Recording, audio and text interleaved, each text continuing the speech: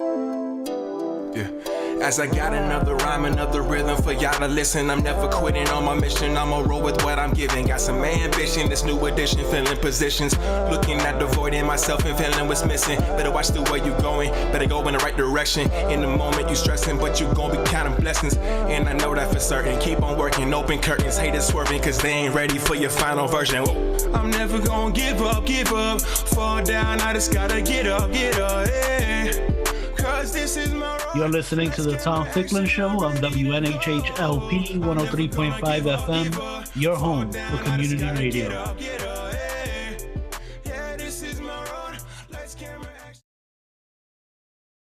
Good morning, everyone. Good morning. Good morning. Good morning. Glad to see you, and thank you for coming and joining us this morning. My name is Gary Tinney, and I'm sitting in for Tom Ficklin, and I appreciate him allowing me to sit in for him. First and foremost, I would like to introduce our guests. We have Chief Johnny Brewington out of Cleveland and so many other places who can speak specifically on so many topics pertaining to diversity in the fire service.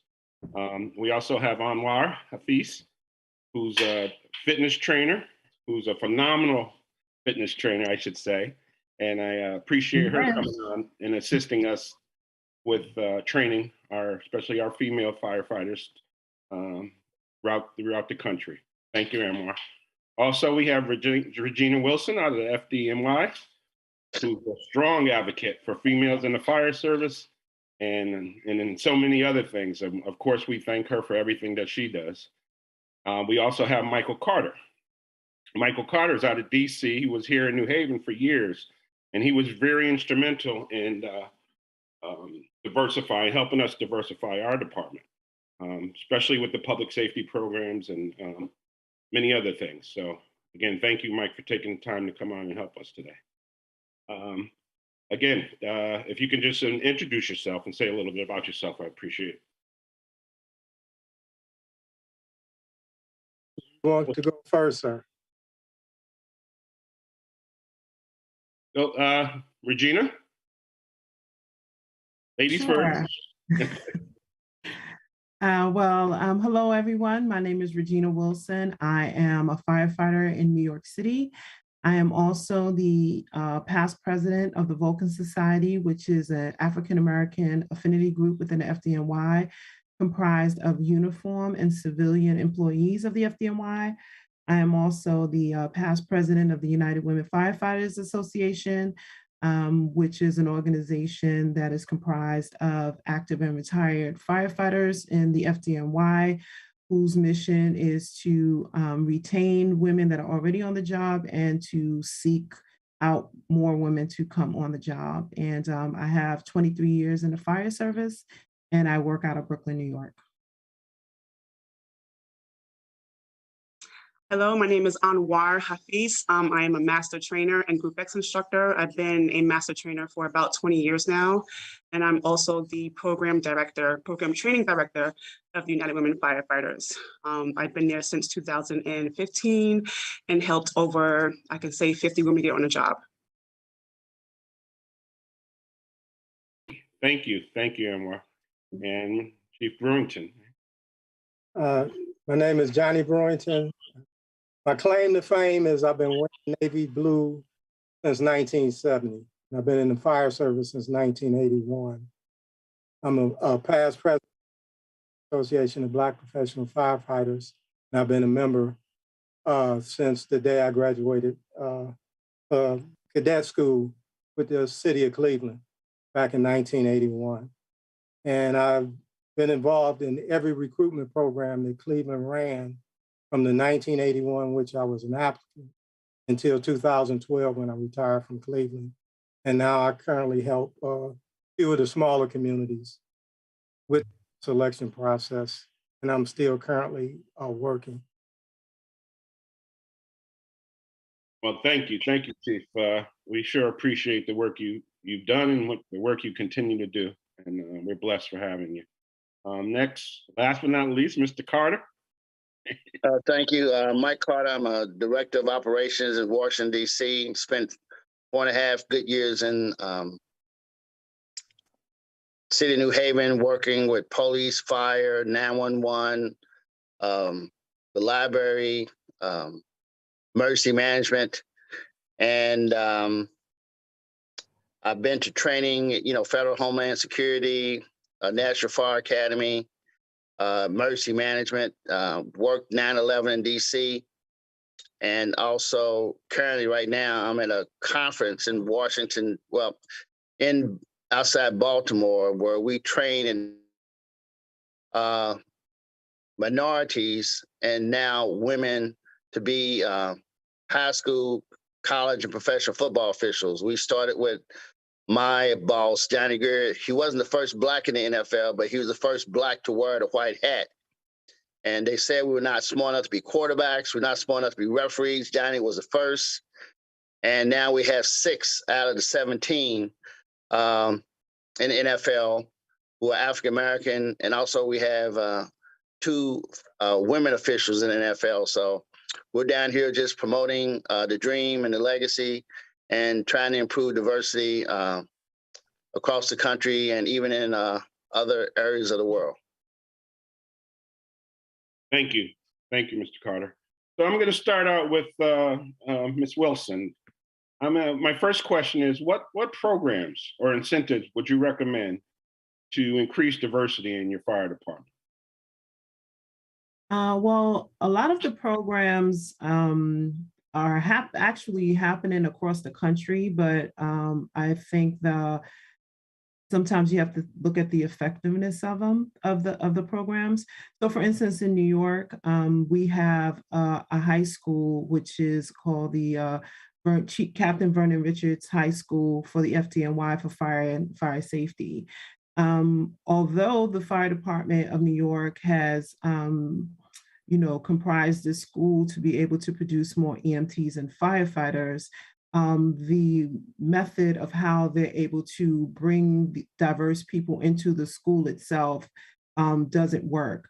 But I do think that as a great idea and a great way to be able to promote the fire service and EMS and EMTs and also paramedics is to be able to get them at the high school level and to be able to introduce these types of professions because growing up, a lot of people of color, minorities, Black people, women are not introduced to these types of programming that will be able to help them and to understand that this is a viable career. And so I think getting them early and being able to plant the seed helps. I know across the country they have cadet programs, they have mentoring programs, all of those things help. But the biggest part is to be able to show people of color that this is a job that they can do, since most fire services are predominantly white. Like here in New York, it is 70% white. And so if you're not showing people of color and women that these jobs that you're able to do it, then they won't know. And also to having women's camps, fire camps, really helps to introduce the fire service to women.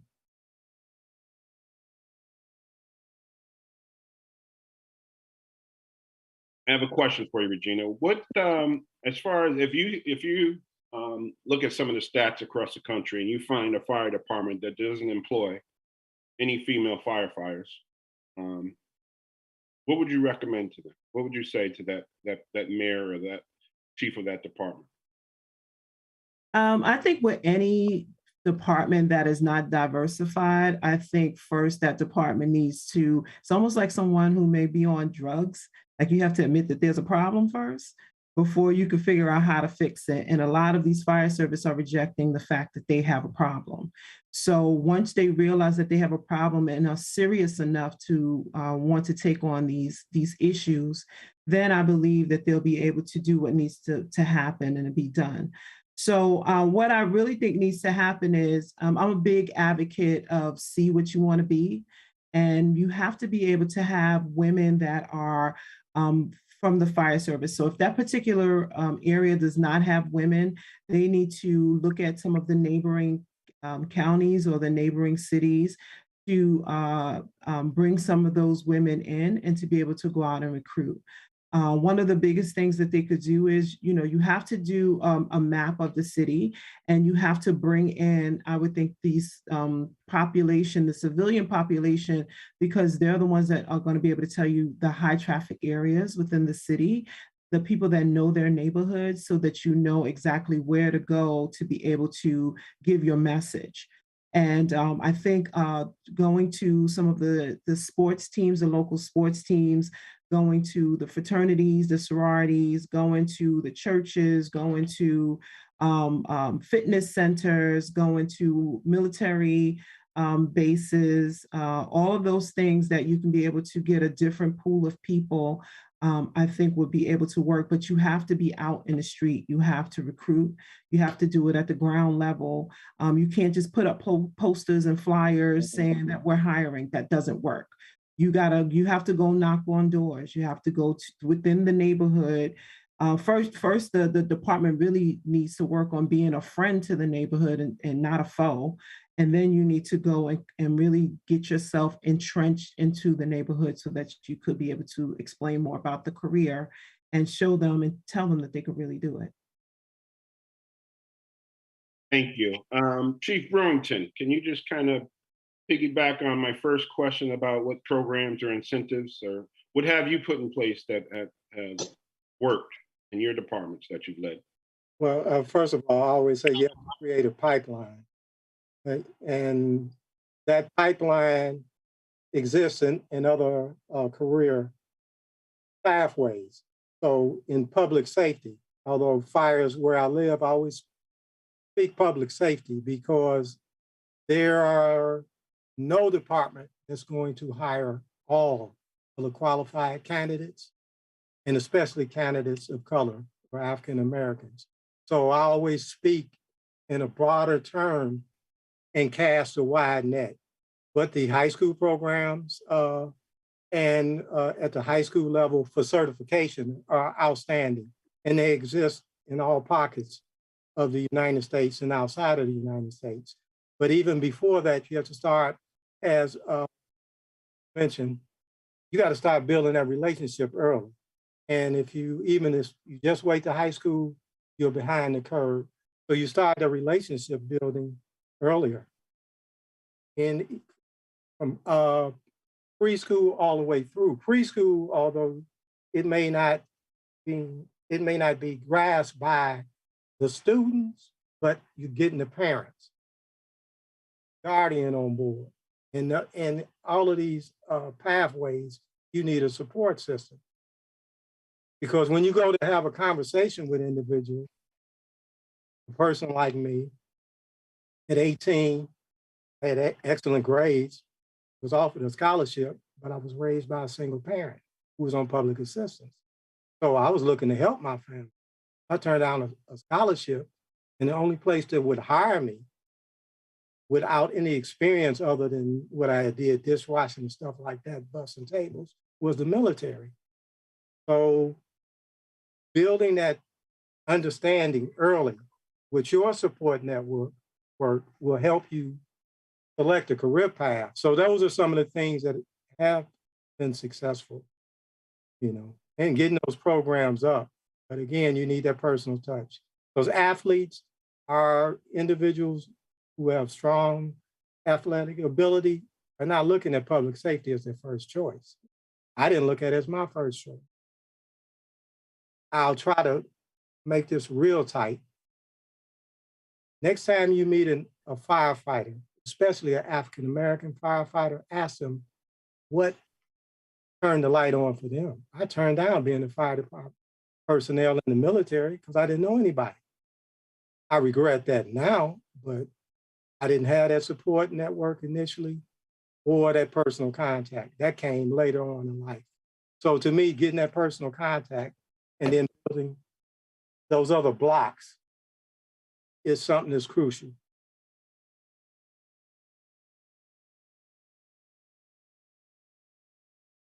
I'm not sure if that gave you what you were looking for. I can mention programs. Right.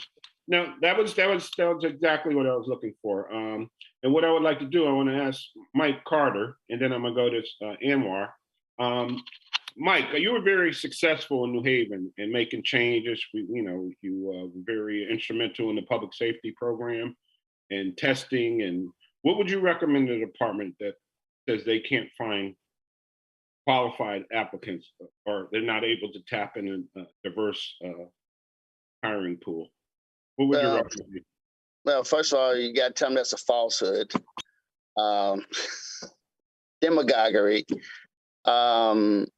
I think I was fortunate when I came to DC. I met a guy by the name of William Q. Taylor, who I met him through, he was my worship master, but he was one of the first Black African-American policemen that had the ability to arrest white people without approval of a white officer. Because a lot of times officers would catch somebody committing a crime and they would be let go when the other officer showed up.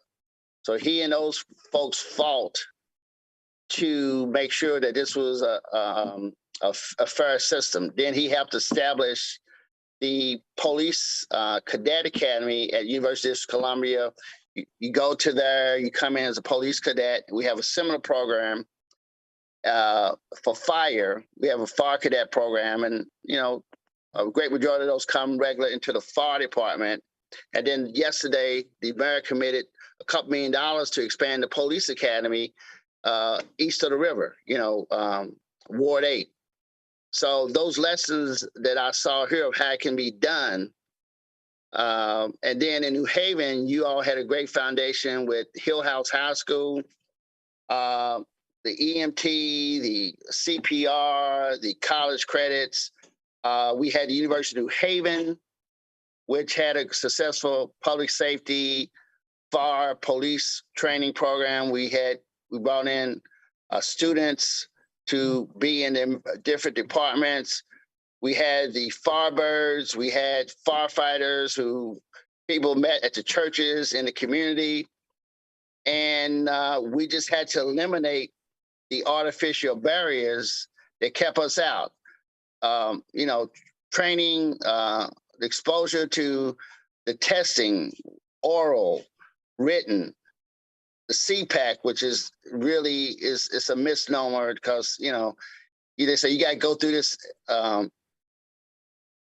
obstacle course in so amount of seconds. You miss about one, they flunk you. That's BS, because if you got people 10, 15 years in, they couldn't beat the time in that obstacle course. So you have to have also executives at the city hall level.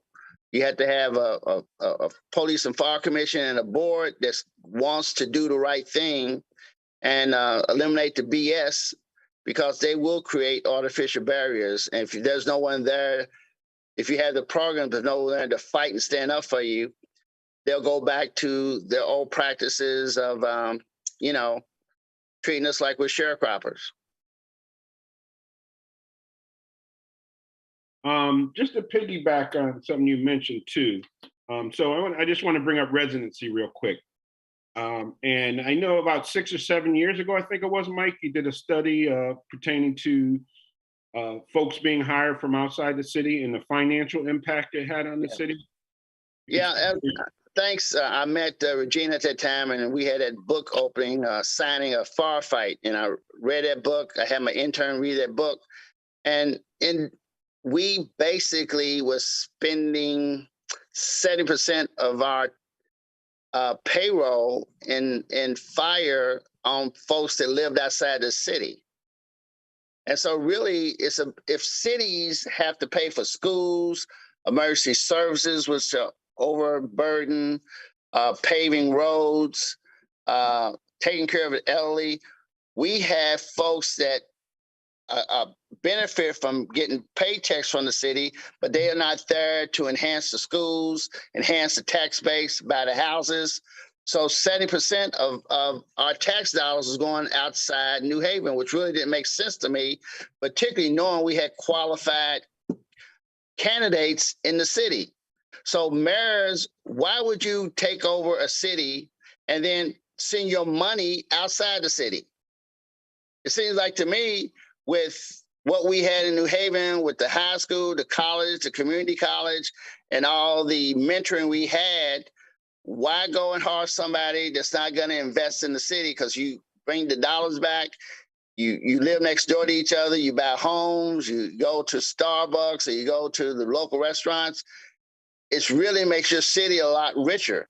And we're missing the fact that now in some of the major cities like DC, we got folks wanting to move into the city for the benefits, but we also have this cadre of folks who are in police and fire who come from outside with no history with the city, no investment, and then they leave and go back to where they live. And it's a mercenary type situation. So we basically limited the number of outside applications. We got a legal opinion because we have more than enough qualified New Haven residents.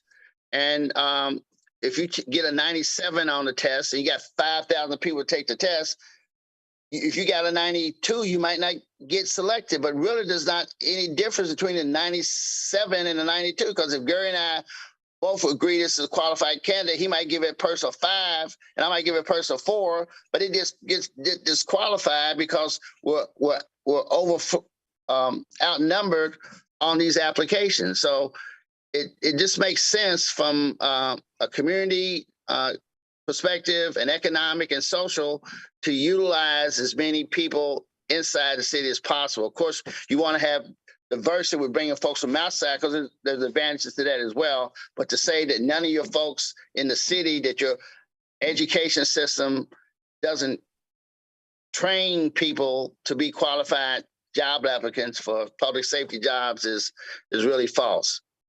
So we changed that paradigm. Thank you. Thank you.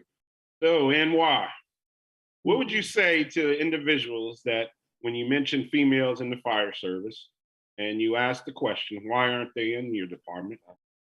And then someone says, well, they're not able to pass the CPAT. They're not physically fit. They're not strong enough. What would you say to those individuals that still believe firmly in that, you know, in that those false Well, first of all, I say come to our training and see that plenty of people are. But you know, it is a hard thing to get through, and I think it's the fear of the unknown, basically. You know, you don't know. People don't know what they're capable of doing until they actually try to do it. You know, and have the community there and have somebody there helping and guiding them. It's all about guidance and seeing other people that have done it. You know, all shapes and sizes, to a person that is 120 pounds to someone that is 200 pounds. They're all doing it, and they're all there to show them that they can do it. So I'll just say, don't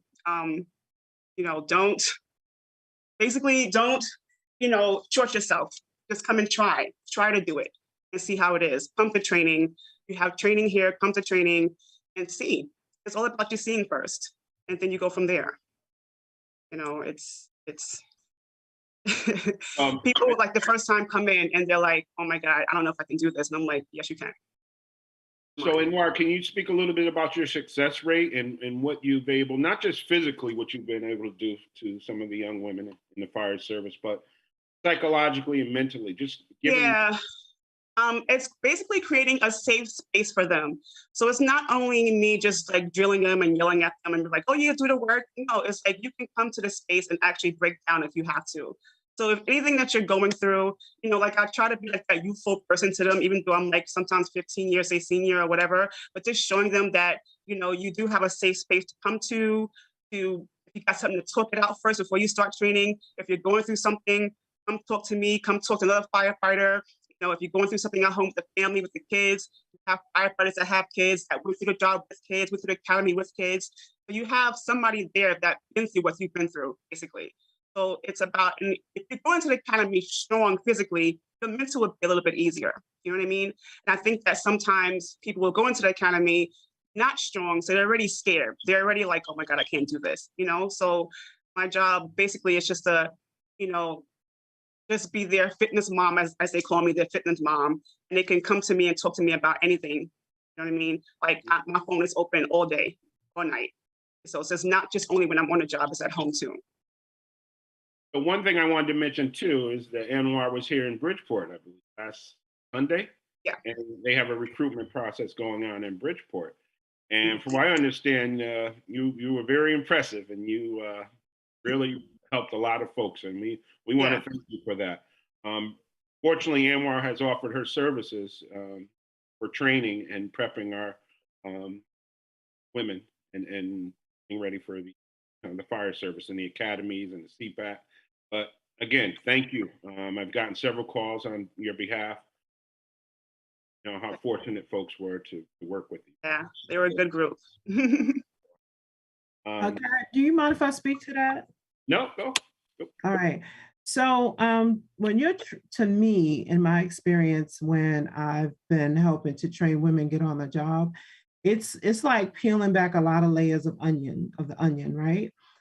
First, you have to fight through the fact that you weren't raised to be physical, right?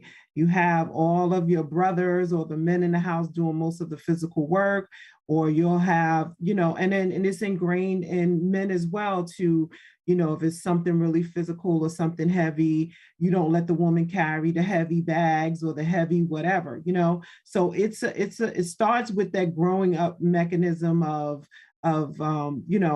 and it is a part of chivalry, but there's a fine balance that lies to that with having to have women exert themselves in ways that they weren't taught to do, right? But also the chivalry of the men to lay back a little bit when women are trying to achieve these goals. So it's a delicate balance. But also just for women, you have to go through, first of all, the perception that the public have that you can't do it because they already say, I'd rather have a man come and save me. And then my answer to that is, you won't know I'm a man until I take my mask off. So you wouldn't even know. It's all about my ability. So just from the public itself growing up, people not perceiving and visualizing when they think of firefighter, they think of women. Then you have your family members telling you that you can't do it. You have your husband or your boyfriend that has their own insecurities about you being in a work environment where you're probably the only woman. Then you got to get through the fact that she's going to take her body to another level that she never thought that she could be able to experience. You got to deal with all the emotional baggage with that. And I'm one of them because I cried damn near every day in the fire academy and had prayer scriptures on my wall to get me through because I was the only woman out of 300 people when we first started. So that in itself is a culture shock.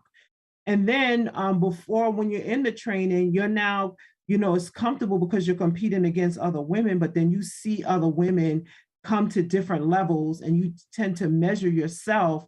But then Anwar got to tell people to, hey, look, you need to do it at your own speed. Not everybody is going to get to where they need to be at certain times and dealing with that frustration. So I've witnessed Anwar transform bodies and people have gone from obese to some of the most in shape that they've probably ever been. So it is doable. It's just this extra layer of mindset for women that you have to kind of break yourself through. And they got to be willing to be up for the challenge. Wow. And it was something you mentioned during one of your YouTube pieces, Regina. You were talking about one of my favorite, when you talk about a department being great. I don't know if you can recall this, and that a department won't, you remember what I'm talking about? Yeah, because I said if the job itself isn't diversified and it doesn't have different people with cultures, background, religions into it, that department will be good, but will never be great. If you can't see that the added layer is to have people that can offer so much into this fire service to make it grow and to make it bigger and better because of the diverse people that you have in it. If you suppress that and feel that that's not an intricate part of how your fire service will grow, it will only be it might not even be good, but it will only be at a level that is good. It will never be the greatest department in the world. Can't be the greatest. Thank you. I want to really quick. I want to hit on tension, and especially with Black and Brown and females. Anwar, what would you say to females that are in the training school that are on the verge of being eliminated, what advice would you give them pertaining to their physical abilities? Um, I have had that happen before, actually, like setbacks or whatever. And I always say, like, don't give up. Sometimes when, things are not happening as fast as they should, or it's not that flow, it doesn't have that flow, like they stop coming, I don't see them for a while. So I'll send them a text and be like, hey, what's going on? Or like I'll send them a video of the other girls, like their friends, because we put the family, their friends doing the workout. And I'm like, what's wrong with you? You should have been here, whatever. And it kind of motivates them to come back too. So I always just reach out to them more. And I'm like, again, as Regina said, it doesn't always happen as quickly as you want it to happen. It's going to take some time. You just have to have patience, but you will get there. Success story real quick is that, this girl, I've been training her for 6 years and she just got on in March. So she's seen all her peers go on and go on and go on. And she was just sitting there training. And I was like, keep going, keep going, get stronger. And she made it. And she walked across that stage in March. 6 years of training, a long time. Well, I asked that question because I'm thinking about some female individuals in particular that were eliminated from, one was eliminated 3 days before graduation, 2 or 3 days after passing everything. So that being said, it's just the hardships, what happens after that. In that time, you said this young lady tried for 6 years. Mm. And we have individuals that, again, they have tried for 6, 7, 8, but Yeah. unfortunately they were eliminated. And I firmly believe that, their gender had a lot to Yeah. Yeah. I mean, you can't make like one mistake, right? As a female, you can't make like, or a woman, you can't make like one mistake because then you get eliminated. So it's just like, always please pay attention. Please, be on top of your game. Make sure that if something's going on, make sure you're talking to people, make sure you're talking to us, talking to one of the firefighters, make sure everything is on point. Because one mistake can happen and then you're eliminated. And then, who knows what goes on from there, because they probably can't get back on. It's probably a done deal. Maybe we can go to a different state, maybe, but it's really hard. Yeah. Thank you. Chief Brewington, I had a quick question too. Specific to testing and what part of testing plays a part in not only discrimination, the ability to tap into Black and Brown communities.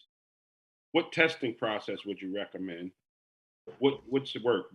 I'm not going to say. Let me first say this about testing. Testing, it academic or physical or a combination of both, is just a gauge to show that you have a competency. But when you make it the absolute, I think you're missing the mark. And the reason I say that, you can take any municipality, small or large, and if you remove the additional points, you will see a lot of gray areas. A lot of people always say that the testing and from the top down gives you the best predictor. It doesn't. I'm a veteran. So if I take an exam and I qualify, I get veteran points. Now, I'm not making that a plus or minus. At one time, and it still may be the case, in the state of Massachusetts, they had what's called a rule of the list. All you had to do is get on the list, and if you met these certain qualifiers, it would put you at the top of the list. So testing by itself has a lot of bias components. It's something should be used as a benchmark, but it should be coupled with other components on that. And so I didn't jump in when you were talking about the mayors. This is something I've said to so many mayors, it's ridiculous. You'll tell a business, bring your business to my municipality. And you'll tell them to hire people that live in my municipality because I have qualified residents. But you won't do that yourself. And I say, come on. I said, live by what you apply to everybody else, and you would get a diverse workforce, but very easily. And a lot of them look at me, but it's hard for them to give me an answer. And I'm glad when I only spoke about support, I heard support each time I heard other individuals talk. The value of support. A person not making it through the academy without having a support and a plan to try to address where they're saying they're having a problem, that's a problem with the academy, more so than it is with the individual. Now, you may still lose some individuals, but you should have a system where there's coaching and counseling when an initial problem surfaces before it's at the point of elimination. Any system that's not doing that, they just haven't found the right person to make the right challenge on that. Yes. A lot of places to bring people from. And although you heard it from these excellent queens on, on your show today, but hey, I'm here to tell you, I've seen a lot of men cry every day in the academy. I'm talking second and third generation, and even with their support network, it's a learning curve. All of us don't come knowing everything about this business. May bring some things with us, and we have to acquire others. But the testing, there's not a perfect test out there, but I think the test should just be a basic qualifier. And then you use some other components to try to find your best candidate. Because if the test was a predictor, the person with the perfect score all the time would seem to be the best person once you put them in the functional part of the exam. And I deferred to my colleague in New York to answer that. All of the best test scores are not the best job performers. Yes. So thank you for those words. Mike Carter, would you be able to just piggyback off what the Chief Brewington just mentioned?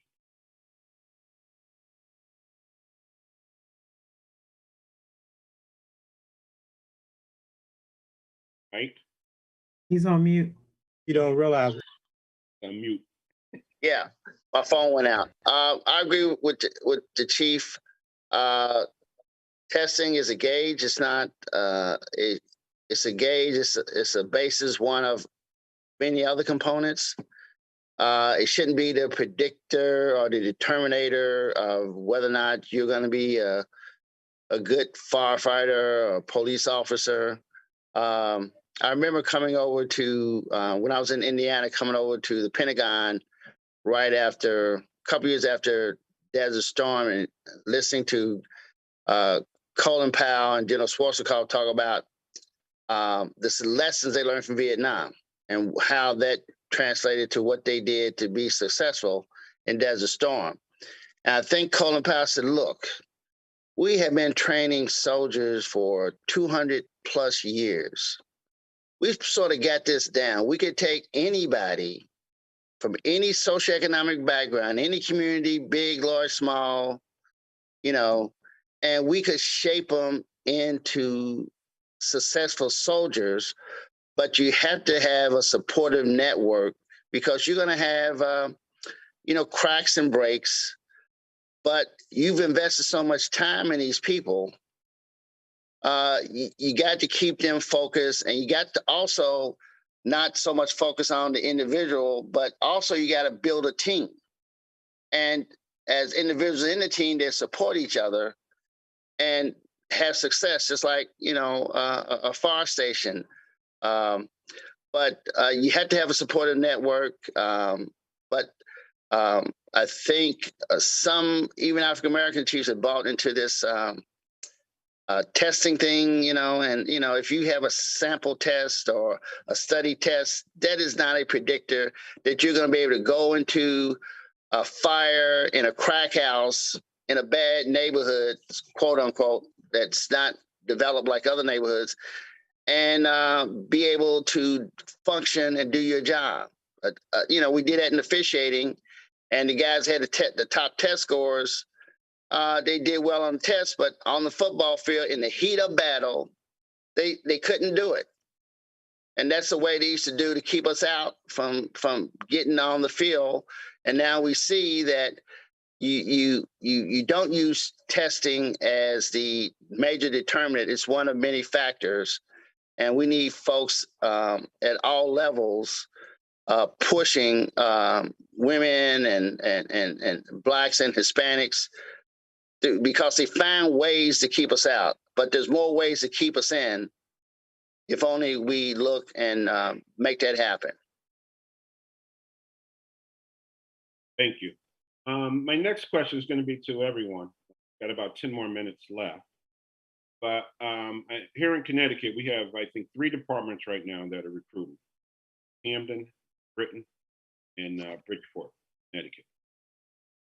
What recommendations would you give, not only to, if they have a recruit, to the chief of the department and to the mayor of the department? You could just name maybe 1 or 2 things that would enhance their chances of making the necessary changes pertaining to the. Well, what I would say is don't make excuses. Work with subject matter experts and make it a transparent process. Try to grow as much homegrown as possible, if not homegrown, within a 25 to 50 mile radius. People that are invested in the community. Work with your HR, your corp counsel, community-based groups to do recruiting and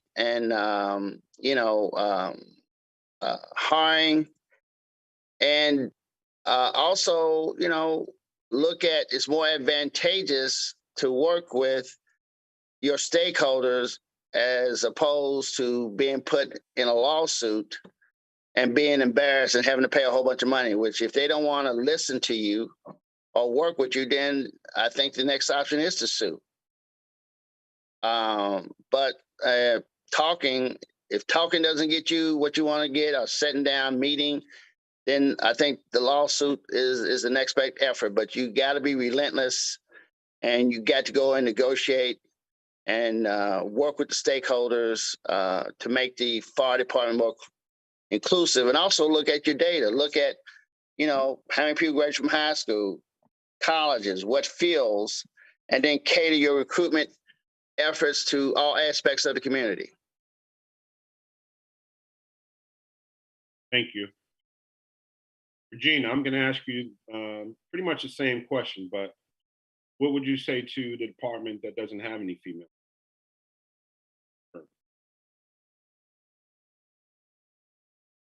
Well, the department that doesn't have any women or people of color, I definitely think the key is for the department and the city to be serious about it. Like, don't just say that you're going to conduct this program and then you don't go through and the whole process, right? So it's not just about trying to get a recruitment team out there, which I think is good to do and should be a part of the plan. But at the end of the day, if you've gained all of this data, you've gained all of these people that are willing and able to do it, you have to remove the obstacles that you create to keep them out, right? So you have to really figure out what is it within your own hiring practices that you've done that help to eliminate people of color and women. You need to analyze that and see whether or not any of them are necessary, and 9 times out of 10, they're not. Those obstacles were created for a reason. So they have to do that homework portion of it to figure out what has been a desperate impact for women and people of color and do the analytical work. And then once they figure that out, they have to be serious about the campaign. They got to be serious about trying to hire people. You need a good recruitment team. And I don't mean people that you're just hiring to on overtime. If you're not committed to going out and really talking to the public, if you're not passionate about your own profession, because you're almost like a salesperson, right? You have to convince someone who have all of these different ideas of what they're going to do and don't know really what the job is. So you're going to now convince them that this is something that they can do. You have to convince people that they are going to be risking their lives, right? You have to convince people that for some people that their community matters. So you have to really show and have passion for the love for your job, and you have to instill that somewhat in other people in order to give it a chance. So you have to have a dedicated and committed recruitment office, and you need the money to back it up, right? Don't give a half done recruitment campaign and you're not giving the money to support it. Make sure that you do and you have the people invested in trying to make those fundamental changes. Thank you. And Anwar, again, thank you. Thank you. I guess both of you, are you working today? You're off here. I'm actually off. This is my only off day. Again, we appreciate it, but what would you say? What would you have to say to Definitely, yeah, definitely going into the neighborhoods, like work with your local park and recreations. There's plenty of kids and teenagers running around in the park. You're running around in the gym, training. Definitely going into your local gyms, going into your schools, like a little after school program and things like that. I remember when I was in high school, they had kind of like an after school program for like police officers or EMT, whatever. So definitely do that, but get inside the neighborhoods because there's kids out here and, that want to do something and don't know what to do. And it's just amazing to walk past a woman, and especially a Black woman in a uniform, and they're telling you to be like them. It's like, oh my God, I can do it. She can do it. She's me, So it's just a mirroring image of just seeing that person. I remember you guys were on the poster, when the test was coming out, and I just saw a Black woman on a poster everywhere, and I was like, wow, this is amazing. So definitely going into the neighborhoods, park recreations where kids are located, and get them going. Thank you. And Chief Brewington. Yes, sir. Well, I always say this. Looking back, and I use my own personal story, again, me wanting to help my family. Young people, if you create the opportunities or the pathways, be it an internship, there are a lot of organizations out there that are looking for, they call business partners. They'll handle the liability and they'll put up a stipend. They may have a certain criteria for young people. There's a program in our area called Future Connection. Back when I convinced the city to allow public safety, the city of Cleveland was already a partner, but public safety wasn't. The police, I didn't have a peer level on that side that wanted to take it, so I took it on.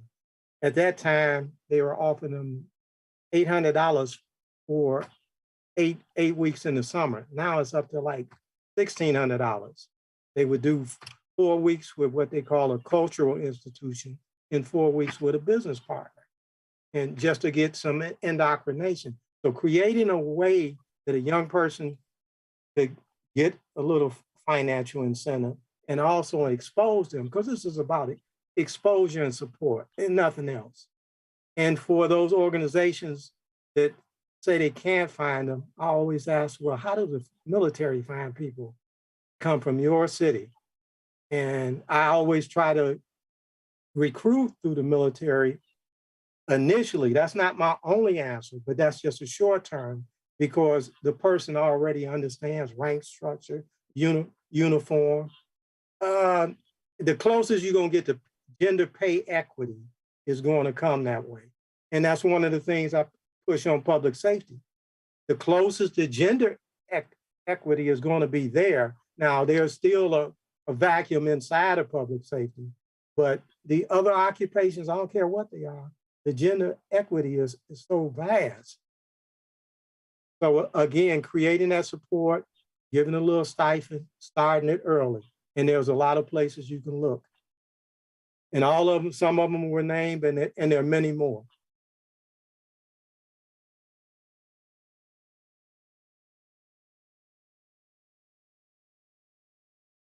You either have to figure, I don't want to go off topic. Okay.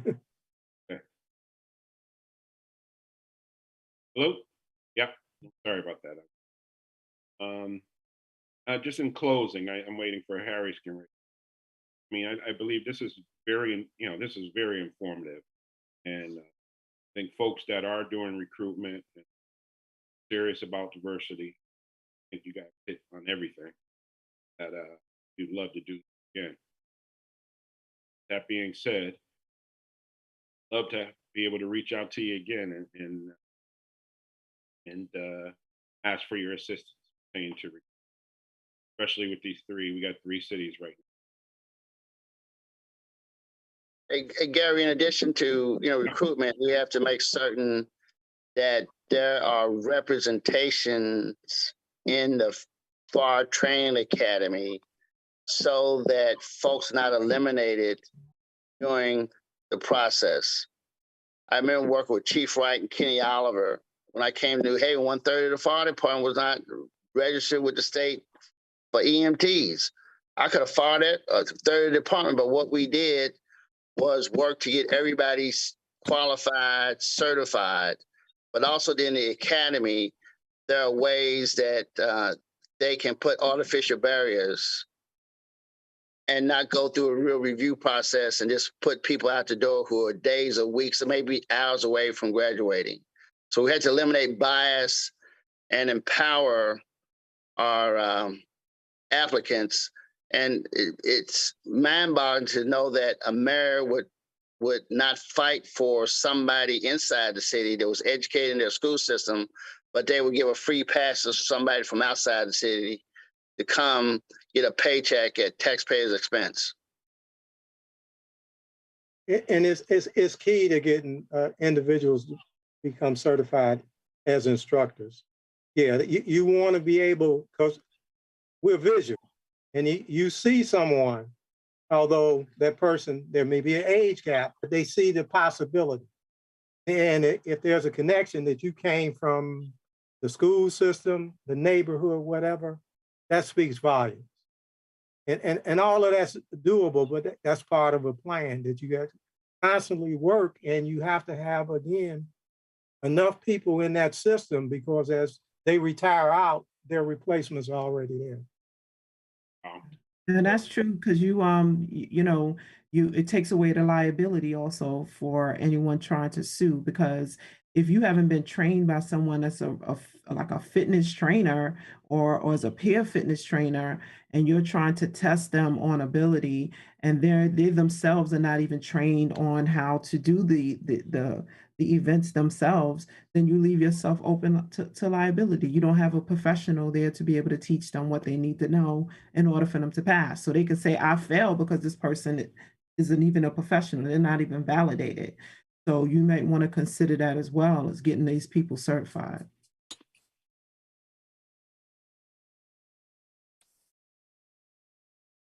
All righty, we have 20 seconds left. And again, I would like to thank everyone. And I'm gonna reach out to you to come back on the show. But again, I appreciate you taking the time today. Definitely reach out to you for more advice. You got a lot of work to do pertaining to diversity, and you folks are definitely the folks to the experts that can definitely make necessary changes. Okay, thank you. As I got another rhyme, another rhythm for y'all to listen. I'm never quitting on my mission. I'ma roll with what I'm giving. Got some ambition, this new edition, filling positions. Looking at the void in myself and feeling what's missing. Better watch the way you going, better go in the right direction. In the moment you stressing, but you gon' be counting blessings. And I know that for certain. Keep on working, open curtains. Haters swerving, cause they ain't ready for your final version. I'm never gonna give up. Fall down, I just gotta get up, yeah. Cause this is my road. Let's camera action. This is Harry Cruz, and you're listening to WMHHLP 103.5 FM New Haven.